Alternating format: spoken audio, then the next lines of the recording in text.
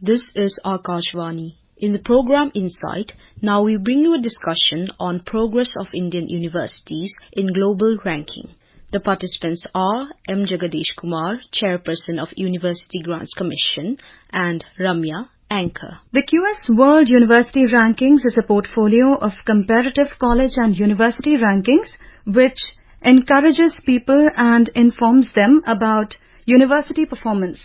The recently released QS World University Rankings featured many Indian universities, with IIT Mumbai topping it with a rank of 118, followed by IIT Delhi at 150. To enlighten us more about this and to provide more insights about the performances of Indian universities and the education system, we have with us Mr. M. Jagadesh Kumar, Chairman of University Grants Commission. Welcome to Akashvani, sir. Namaskar.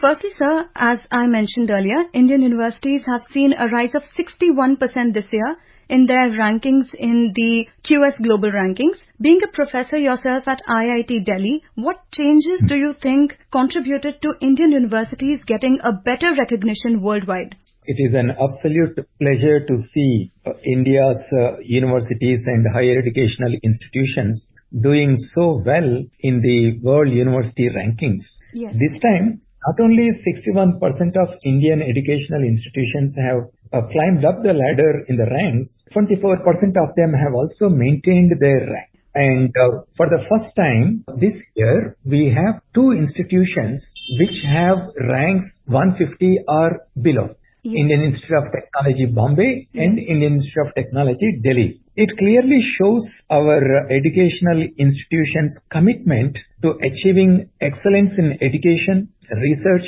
and innovation. If you recall, we launched the National Education Policy in 2020. I firmly believe that the implementation of various reforms emanating from NEP 2020 have clearly helped the institutions in climbing up the ranks in the World University Rankings, because they have primarily focused on improving their research ecosystem and achieving excellence in providing the quality education to our students, and also in increasing international collaboration with scientists and educationists from across the globe. So several of these factors have actually contributed in seeing our Indian institutions come in the top ranks in the World University Rankings.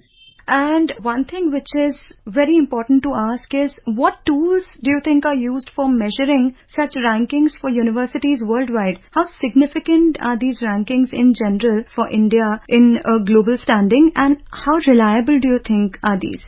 One of the important components in these world rankings is perception. Nearly percentage of weightage is given for perception by peers, and another 10% weightage is given for perception by the recruiters. And of course, you have weightage given to the research contributions, citations, and the presence of international faculty, the presence of international students. The fact that we are now finding ourselves among the top rated institutions across the world clearly means that the perception, the positive feeling about our institutions is actually increasing. That is one. And two, our research quality also has gone up. If you look at the citations per faculty of the papers coming out of India, it is much above the global average. So when the research is visible, obviously it will also positively impact the perception in the eyes of the peers and the recruiters. True. I think all these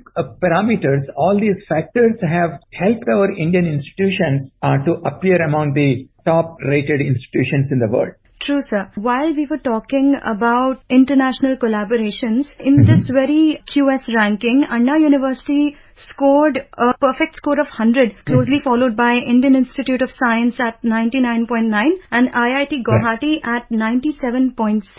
But when it comes to international faculty, India's score is 16.2, while the global average is 28.1. What do you think could be a reason for it, and what measures can India take to increase its international faculty and also encourage students from other countries to study here? Right. There are two things that I need to answer to your question. One, the citations per faculty. Anna University has come on top of all other institutions in India. It's a perfect 100 score in citations per faculty, and next to it is Indian Institute of Science. This also indicates that our state universities have the potential to do extremely well. Anna University is clearly one such example. And we also find that if you look at the top 10 institutions and top 20 institutions, you see that there are deemed to be universities, there are private universities which are also appearing in the top 20 universities. So this clearly indicates that institutions, irrespective of which category they are, whether they are state-funded, private, deemed to be universities, they have the potential to do well. So this is where I would like to put up the suggestion to our universities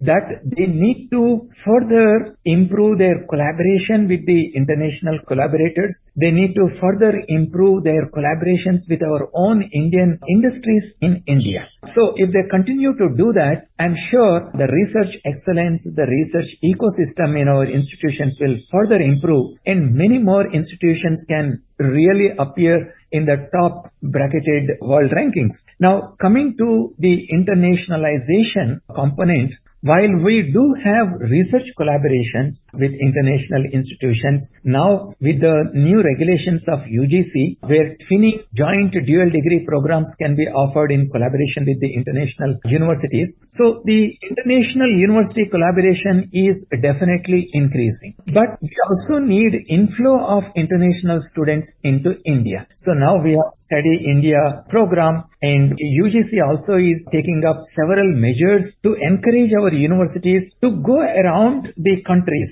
Just as the foreign universities come to our country and then they conduct roadshows, they conduct workshops to increase awareness, more and more of our top-class universities should go particularly to the global south countries and showcase our education and its standards to improve the incoming student intake from the international institutions and foreign countries. And I'm sure with the efforts that are being put by both the Ministry of Education and the UGC, we will see more inflow of foreign students into our country. And when that happens, it will help our university rankings even further. One thing is there that India has a lot of population.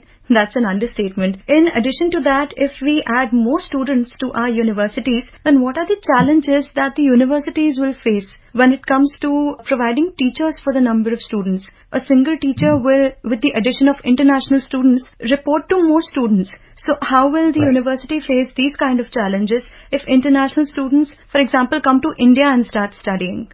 Our Indian universities are also well known for their affirmative action about providing better facilities, creating more classroom infrastructure, lab facilities. Remember that when the foreign students come into our country, even if you charge very modest tuition fee, that can bring a lot of revenue based on tuition fee collection from the foreign students into our Indian educational institutions. So they can actually generate more revenue using the inflow of foreign students and create better infrastructure. So it will bring more students into our institutions. So it will act like a positive feedback. One feeds the other, and some of this revenue can also be used to provide better facilities for our own Indian students. So therefore, it is highly beneficial for our universities to proactively work and bring more foreign students into our institutions. Very true, sir. While we do want international students to come and study in India, because India is a land full of knowledge, we also want to encourage our own students to prefer that they study in India for their higher education. So, do you think such rankings encourage Indian students to actually pursue education in India itself? Anything higher, for example, PhD or anything? Absolutely. But you see, the rankings are an outcome of how our institutions are becoming centers of excellence for high quality education and innovative research. So the quality of education improves, and when there is an innovative research ecosystem in our institutions, the high rankings that they see is an outcome of this. So students therefore will surely prefer our Indian institutions. Why not study here in our own country if they can provide the same quality of research environment that they can get, they go abroad. So I agree with you. that in the coming years, as more and more institutions get into the global rankings, which is an indication that the research ecosystem is improving, the quality of education is improving, many more students, our own Indian students, will love to study in our own Indian institution. One more thing that I wanted your thoughts on is that when it comes to urban India, the literacy rate is 84.11%, while rural Indians have a literacy rate of just 67.77%, and 68% of India's youth resides in villages. So what can be done to encourage students from village areas or the rural India to complete their education, and what are the policies which are made to benefit them? Not just rural Indians, but also people who are physically challenged. How many policies have been made to encourage them to complete their education? Because the more India has an educated workforce, the more beneficial it will be for us.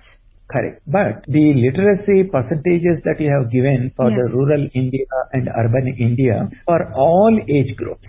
But if you focus only on the school-going student age groups or the college-going student age group, the literacy rates are much, much higher, right? Even if you take the average of those students who are not going to the school or college and those who are going to school and college, if you average out, the literacy rates are very high. And also I would like to tell your viewers that there is enormous talent in the rural areas. If you look at the startup companies in our country, today we have more than 1,25,000 startup companies in our country. But majority of them are coming from tier 2, tier 3 small towns. And this is where our rural youth are establishing their startup companies. So this is a clear indication that there is enormous talent and our rural youth are highly aspirational.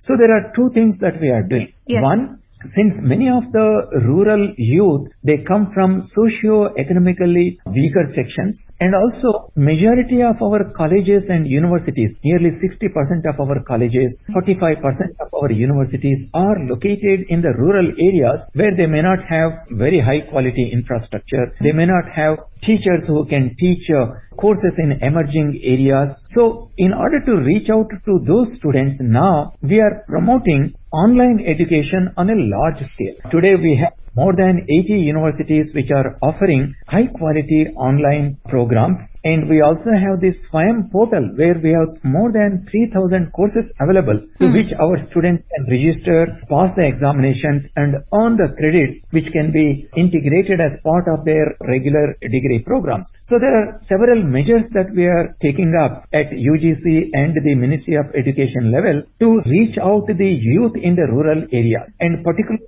those who come from the socially and economically weaker sections. So this is one. And the other one, when these students come to the universities and colleges, especially those who are Divyangs, who are physically challenged, we are working the universities, and we have also brought out the guidelines for all the universities to make these institutions more accessible. The buildings have to be accessible. The other facilities within the campuses have to be accessible to the Divyang students. And also, they need to be provided with facilities, computers, using which they can access digital content. So there are already many universities which are doing, universities such as JNU, where I was there earlier as Vice Chancellor, and many others are doing. But however, my request to the universities is that we need to scale up these efforts. We cannot be complacent by providing certain minimum facilities. We need to talk to these students and find out what are the challenges that they are facing,